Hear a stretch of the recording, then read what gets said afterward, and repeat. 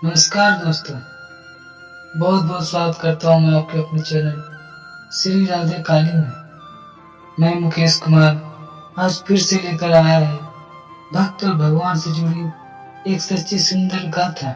जी हाँ, इससे पहले आप सबसे हाथ जोड़ के विनती है, जो चैनल पर पहली बार आए हैं तो चैनल को सब्सक्राइब जरूर करें।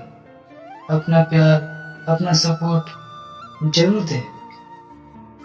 एक बार की बात है, एक संत जंगल में कुटिया बनाकर रहते थे और भगवान श्री कृष्ण का भजन करते रहते थे। संत को यकीन था कि एक न एक दिन मेरे प्रभु, मेरे भगवान, मेरे श्री कृष्ण मुझे साक्षात दर्शन देने जरूर आएंगे। उसी जंगल में एक शिकारी आया। उस शिकारी को संत की कुटिया दिखाई दी।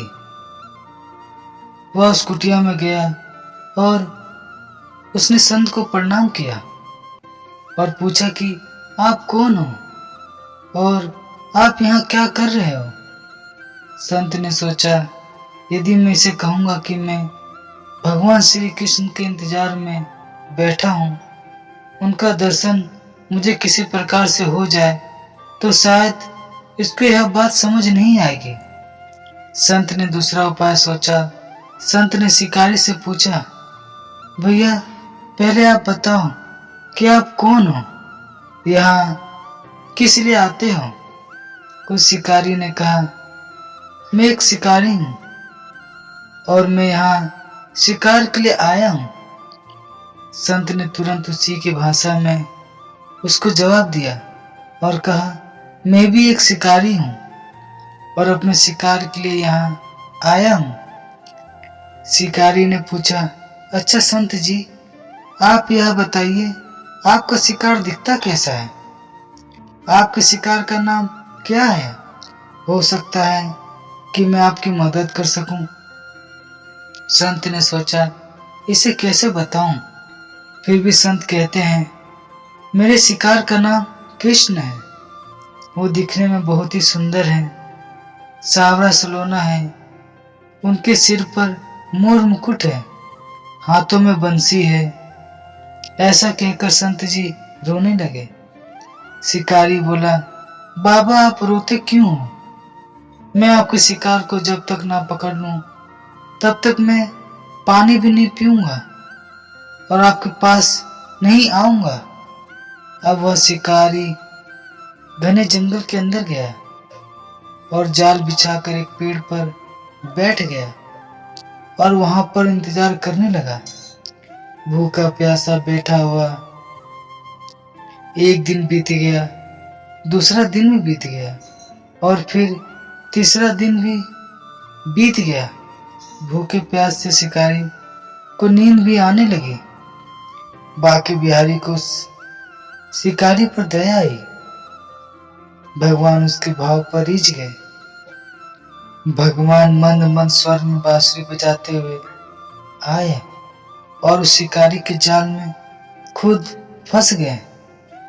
जैसे शिकारी को फंसे हुए शिकार का आभास हुआ, वह तुरंत नींद से उठ गया और उस सावरे भगवान को देखा जैसे संत ने बताया था। उसका रूप हूबहू वैसा ही था। वह अब जोर जोर से चिल्लाने लगा, मिल गया, मिल गया, शिकार मिल गया।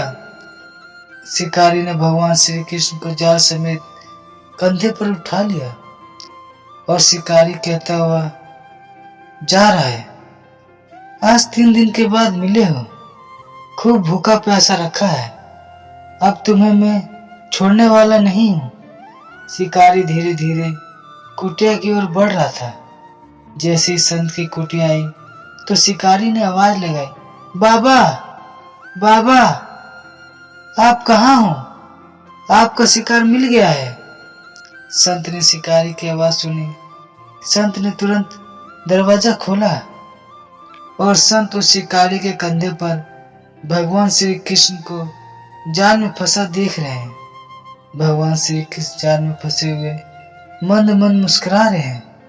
शिकारी ने कहा, मैं आपका शिकार लाया हूं, मुश्किल से मिले हैं। संत के आज तो होश उड़ गए। संत शिकारी के चरणों में गिर पड़े। संत आज फूट फूट के रोने लगे। संत कहते हैं, मैंने आज तक आपको पाने के लिए अनेक प्रयास किए प्रभु, लेकिन आज आप मुझे इस शिकारी के कारण मिले हो। भगवान बोले, इस शिकारी का प्रेम तुमसे ज्यादा है, इसका भाव तुम्हारे भाव से ज्यादा है, इसका विश्वास तुम्हारे विश्वास से कहीं ज्यादा है। इसलिए आज जब 3 दिन बीत गए तो मैं आए बिना रह नहीं पाया।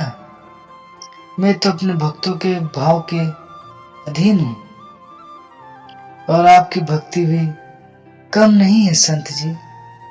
आपके दर्शनों के फल से मैं इसे 3 ही दिन में प्राप्त हो गया। इस तरह से भगवान ने शिकारी और संत को अपने दर्शन दिए। भगवान श्री कृष्ण अपने भक्तों के छोटे से छोटे भाव पर भी रिझ जाते हैं और अपने भक्त के पास चले आते हैं। ऐसे भक्त वत्सल भगवान के पावन श्री चरणों में हमारा बारंबार प्रणाम है, प्रणाम है, प्रणाम है।